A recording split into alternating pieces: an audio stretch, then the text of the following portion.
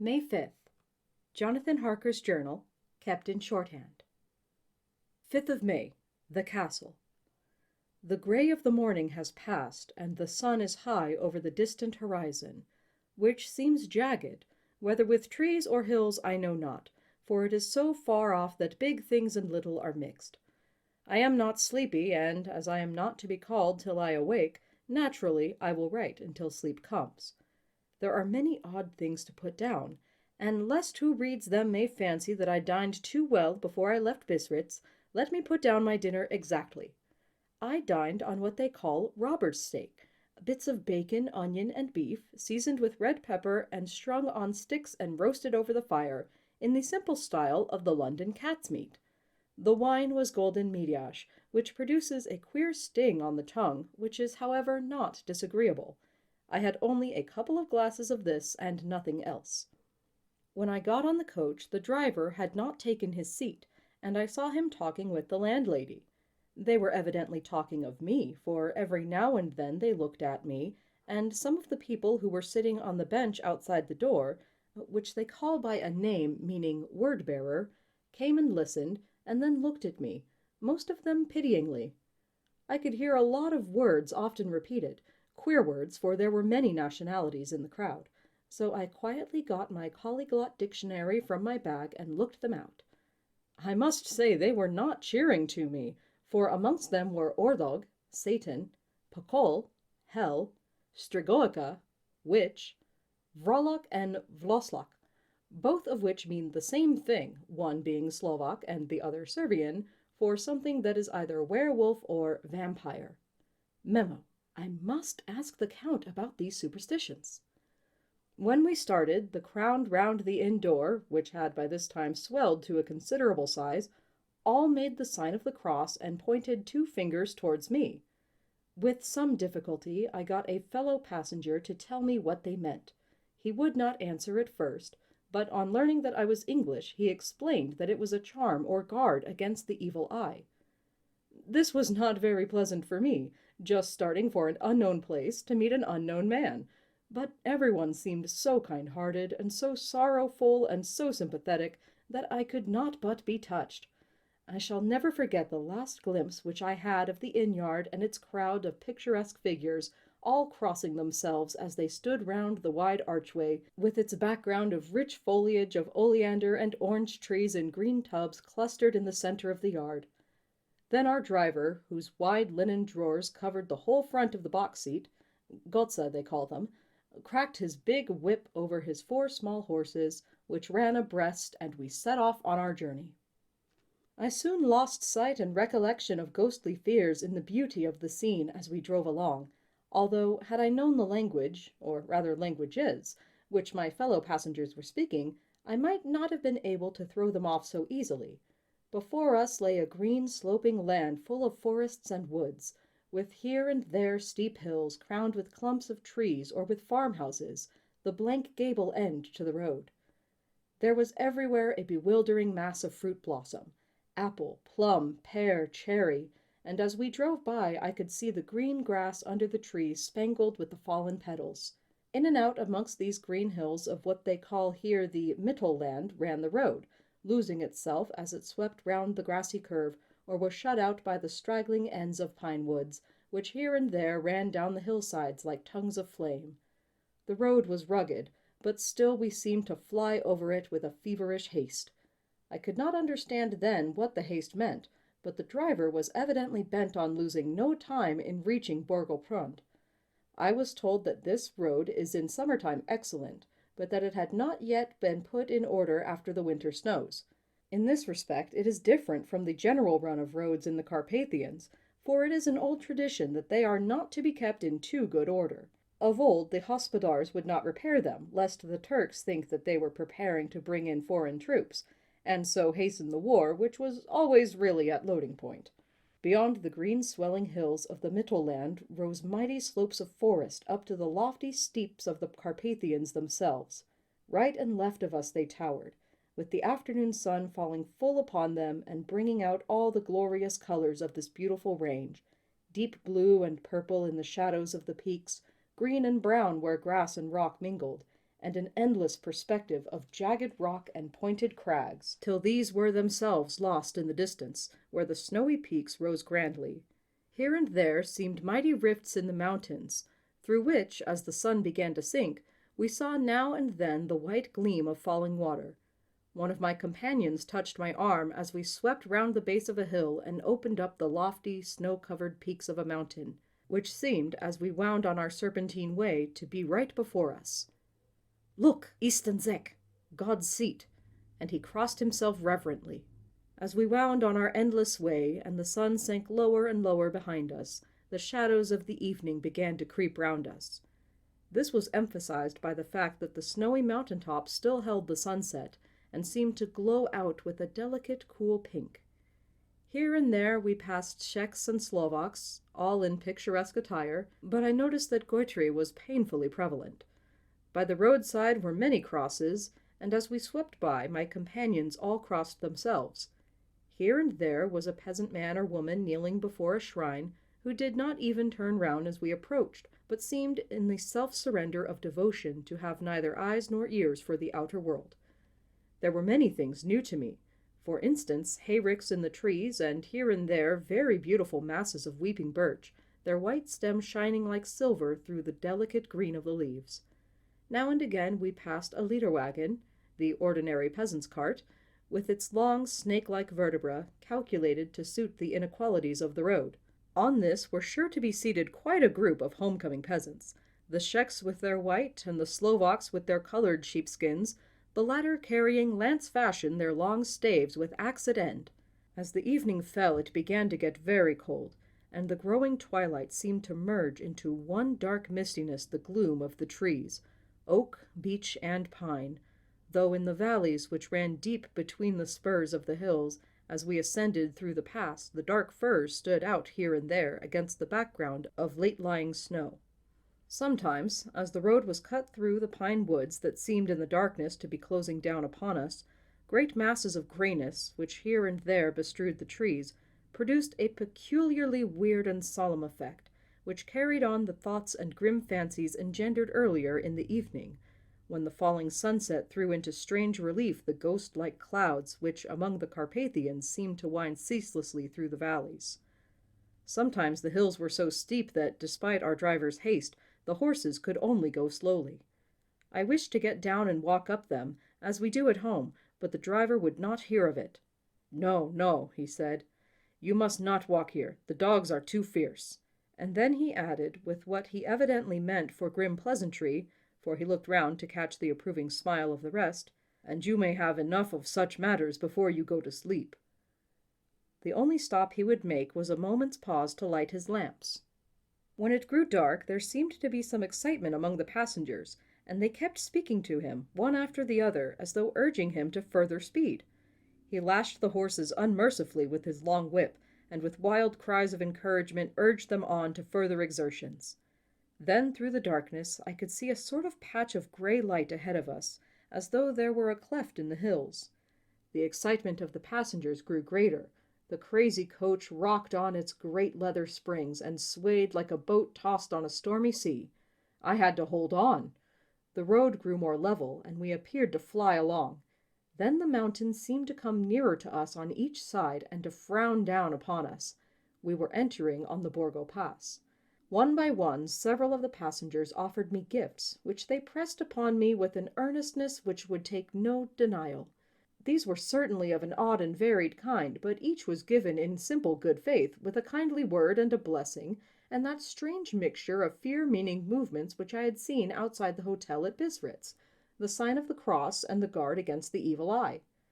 Then, as we flew along, the driver leaned forward, and on each side of the passengers, craning over the edge of the coach, peered eagerly into the darkness. It was evident that something very exciting was either happening or expected, but though I asked each passenger, no one would give me the slightest explanation. This state of excitement kept on for some little time, and at last we saw before us the pass opening out on the eastern side. There were dark, rolling clouds overhead, and in the air the heavy, oppressive sense of thunder. It seemed as though the mountain range had separated two atmospheres, and that now we had gotten into the thunderous one. I was now myself looking out for the conveyance which was to take me to the Count. Each moment I expected to see the glare of lamps through the blackness, but all was dark. The only light was the flickering rays of our own lamps, in which the steam from our hard-driven horses rose in a white cloud. We could see now the sandy road lying white before us, but there was on it no sign of a vehicle.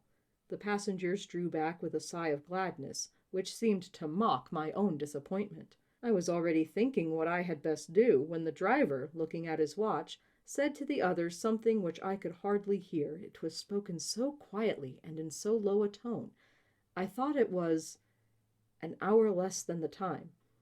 Then, turning to me, he said in German worse than my own, "There is no carriage here.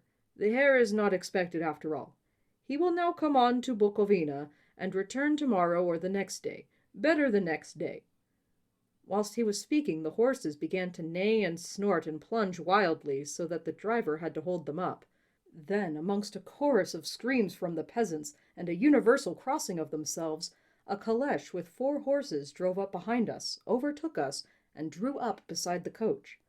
I could see from the flash of our lamps, as the rays fell on them, that the horses were coal-black and splendid animals.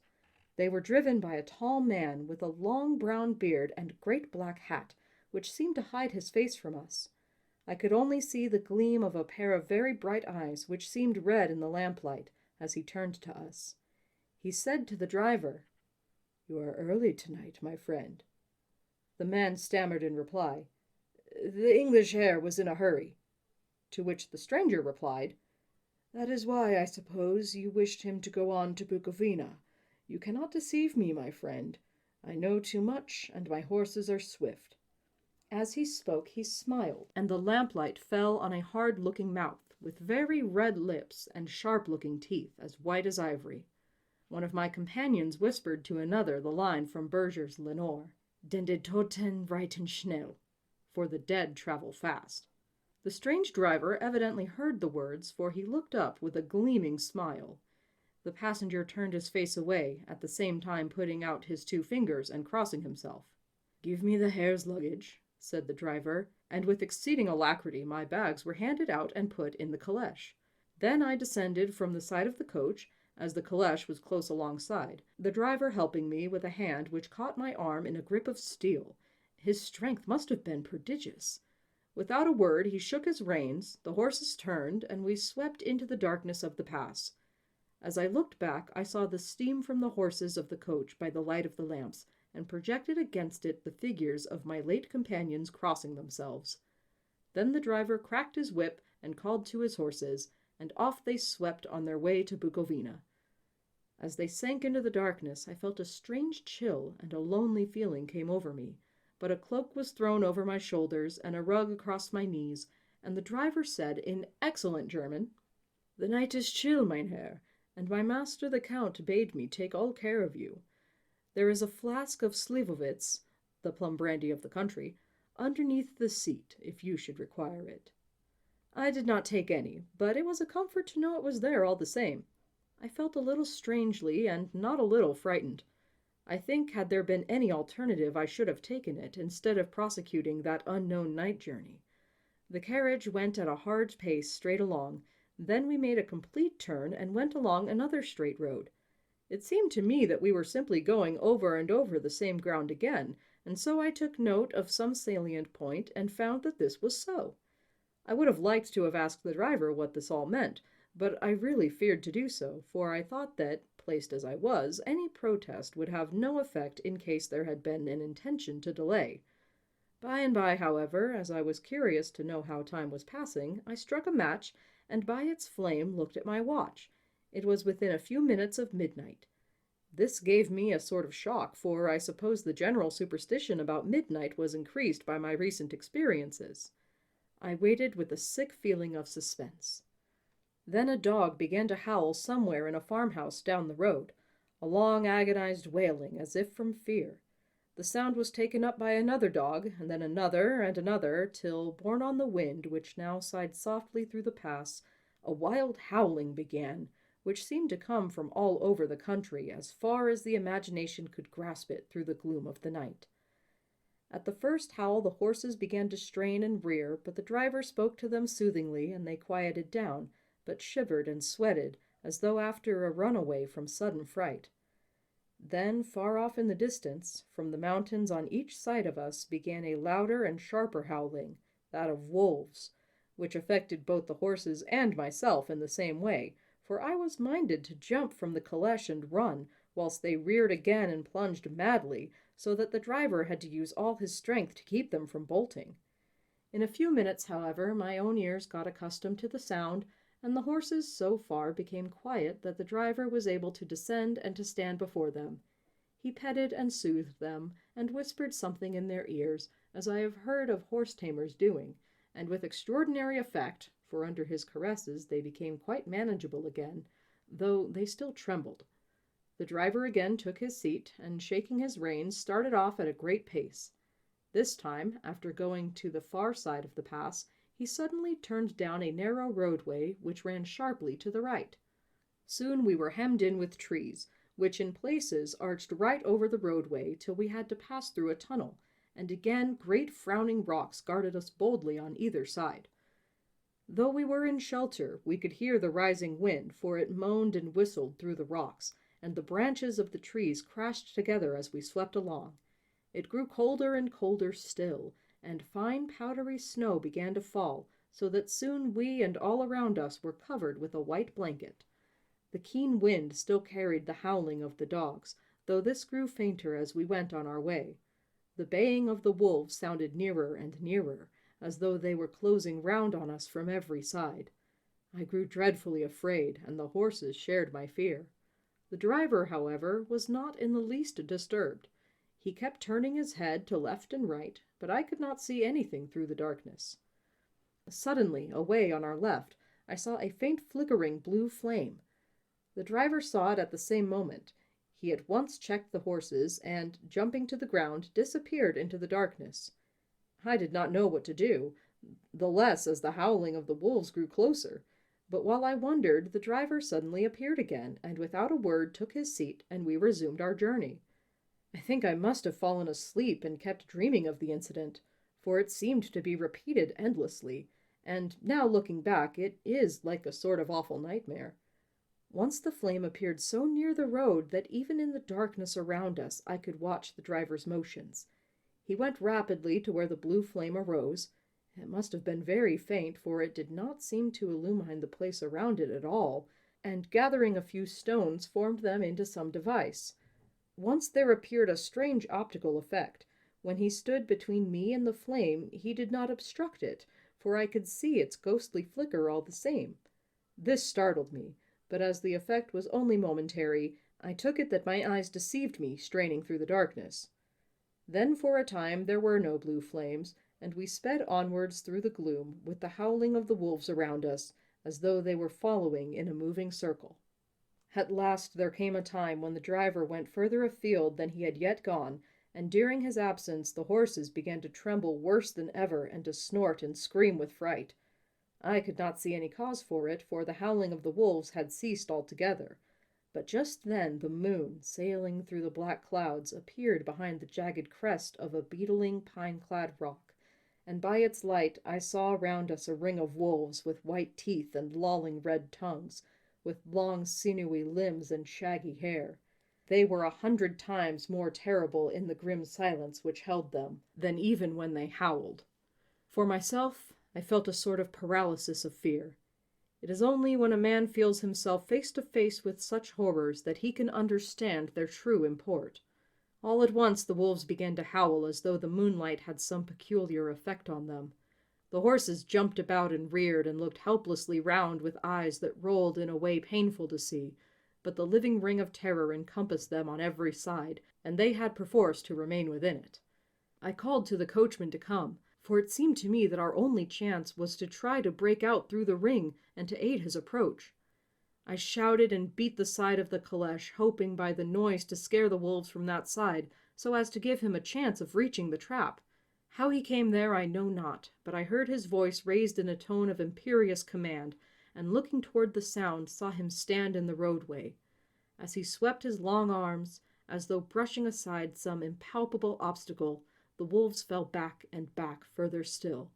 Just then a heavy cloud passed across the face of the moon, so that we were once again in darkness. When I could see again, the driver was climbing into the caleche, and the wolves had disappeared. This was all so strange and uncanny that a dreadful fear came upon me, and I was afraid to speak or move. The time seemed interminable as we swept on our way, now in almost complete darkness, for the rolling clouds obscured the moon. We kept on ascending, with occasional periods of quick descent, but in the main always ascending. Suddenly I became conscious of the fact that the driver was in the act of pulling up the horses in the courtyard of a vast ruined castle, from whose tall black windows came no ray of light, and whose broken battlement showed a jagged line against the moonlit sky. I must have been asleep, for certainly if I had been fully awake, I must have noticed the approach of such a remarkable place. In the gloom the courtyard looked of considerable size, and as several dark ways led from it under great round arches, it perhaps seemed bigger than it really is. I have not yet been able to see it by daylight. When the caleche stopped, the driver jumped down and held out his hand to assist me to alight. Again I could not but notice his prodigious strength. His hand actually seemed like a steel vice that could have crushed mine if he had chosen. Then he took out my traps and placed them on the ground beside me as I stood close to a great door, old and studded with large iron nails, and set in a projecting doorway of massive stone. I could see even in the dim light that the stone was massively carved, but that the carving had been much worn by time and weather. As I stood, the driver jumped again into his seat and shook the reins. The horses started forward, and trap and all disappeared down one of the dark openings. I stood in silence where I was, for I did not know what to do. Of bell or knocker there was no sign. Through these frowning walls and dark window openings it was not likely that my voice could penetrate. The time I waited seemed endless, and I felt doubts and fears crowding upon me. What sort of place had I come to, and among what kind of people? What sort of grim adventure was it on which I had embarked? Was this a customary incident in the life of a solicitor's clerk sent out to explain the purchase of a London estate to a foreigner? Solicitor's clerk. Mina would not like that. Solicitor, for just before leaving London I got word that my examination was successful, and I am now a full-blown solicitor. I began to rub my eyes and pinch myself to see if I were awake. It all seemed like a horrible nightmare to me, and I expected that I should suddenly awake and find myself at home, with the dawn struggling in through the windows, as I had now and again felt in the morning after a day of overwork. But my flesh answered the pinching test, and my eyes were not to be deceived. I was indeed awake and among the Carpathians. All I could do now was to be patient, and to wait the coming of the morning. Just as I had come to this conclusion, I heard a heavy step approaching behind the great door, and saw through the chinks the gleam of a coming light. Then there was the sound of rattling chains and the clanking of massive bolts drawn back. A key was turned with the loud grating noise of long disuse, and the great door swung back. Within stood a tall old man, clean-shaven save for a long white mustache, and clad in black from head to foot, without a single speck of color about him anywhere. He held in his hand an antique silver lamp, in which the flame burned without chimney or globe of any kind, throwing long quivering shadows as it flickered in the draught of the open door. The old man motioned me in with his right hand, with a courtly gesture, saying in excellent English, but with strange intonation, "Welcome to my house. Enter freely and of your own will." He made no motion of stepping to meet me, but stood like a statue, as though his gesture of welcome had fixed him into stone. The instant, however, that I had stepped over the threshold, he moved impulsively forward, and holding out his hand grasped mine with a strength which made me wince, an effect which was not lessened by the fact that it seemed as cold as ice, more like the hand of a dead than a living man. Again he said, "Welcome to my house. Come freely, go safely, and leave something of the happiness you bring." The strength of the handshake was so much akin to that which I had noticed in the driver, whose face I had not seen, that for a moment I doubted if it were not the same person to whom I was speaking. So to make sure, I said interrogatively, "Count Dracula?" He bowed in a courtly way as he replied, "I am Dracula, "and I bid you welcome, Mr. Harker, to my house. Come in. The night air is chill, and you must need to eat and rest." As he was speaking, he put the lamp on a bracket on the wall, and stepping out, took my luggage. He had carried it in before I could forestall him. I protested, but he insisted. "Nay, sir, you are my guest. It is late, and my people are not available. Let me see to your comfort myself." He insisted on carrying my traps along the passage, and then up a great winding stair, and along another great passage, on whose stone floor our steps rang heavily. At the end of this he threw open a heavy door, and I rejoiced to see within a well-lit room in which a table was spread for supper, and on whose mighty hearth a great fire of logs, freshly replenished, flamed and flared. The Count halted, putting down my bags, closed the door, and crossing the room, opened another door, which led into a small octagonal room lit by a single lamp, and seemingly without a window of any sort. Passing through this, he opened another door and motioned me to enter. It was a welcome sight, for here was a great bedroom, well lighted and warmed with another log fire, also added to but lately, for the top logs were fresh, which sent a hollow roar up the wide chimney. The Count himself left my luggage inside and withdrew, saying before he closed the door, "You will need after your journey to refresh yourself by making your toilet. I trust you will find all you wish. When you are ready, come into the other room, where you will find your supper prepared." The light and warmth of the Count's courteous welcome seemed to have dissipated all my doubts and fears. Having then reached my normal state, I discovered that I was half famished with hunger, so, making a hasty toilet, I went into the other room. I found my supper already laid out. My host, who stood on one side of the great fireplace, leaning against the stonework, made a graceful wave of his hand to the table, and said, "I pray you, be seated, and sup how you please. You will, I trust, excuse me that I do not join you, but I have dined already, and I do not sup." I handed to him the sealed letter which Mr. Hawkins had entrusted to me. He opened it and read it gravely. Then, with a charming smile, he handed it to me to read.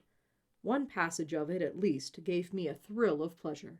"I must regret that an attack of gout, from which malady I am a constant sufferer, forbids absolutely any traveling on my part for some time to come.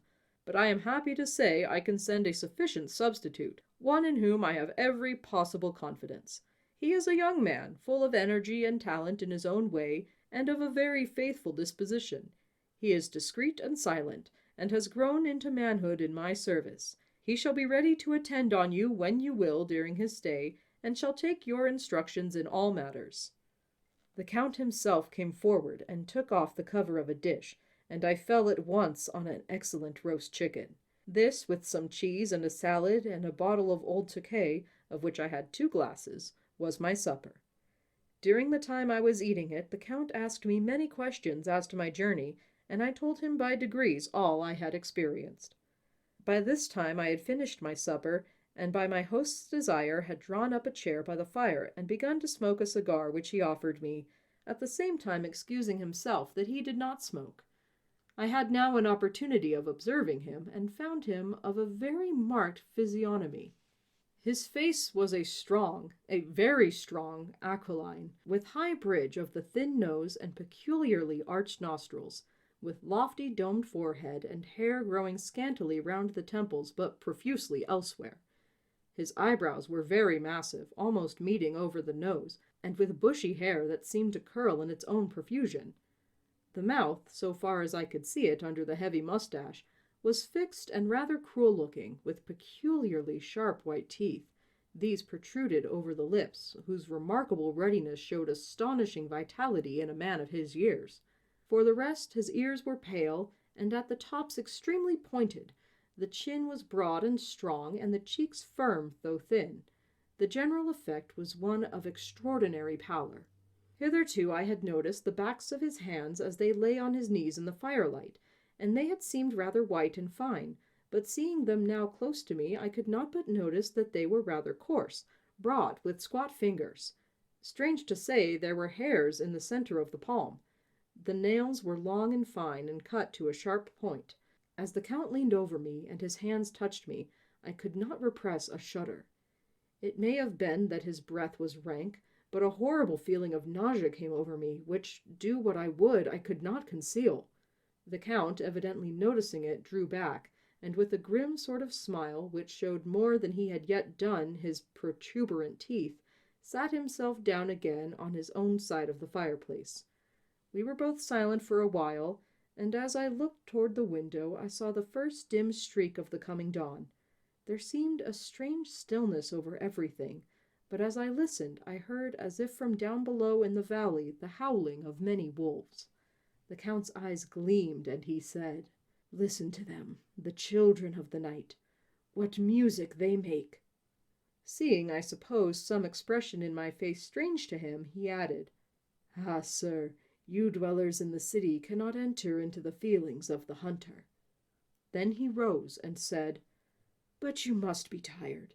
Your bedroom is all ready, and tomorrow you shall sleep as late as you will. I have to be away till the afternoon, so sleep well and dream well." With a courteous bow, he opened for me himself the door to the octagonal room, and I entered my bedroom. I am all in a sea of wonders. I doubt, I fear, I think strange things, which I dare not confess to my own soul. God keep me, if only for the sake of those dear to me.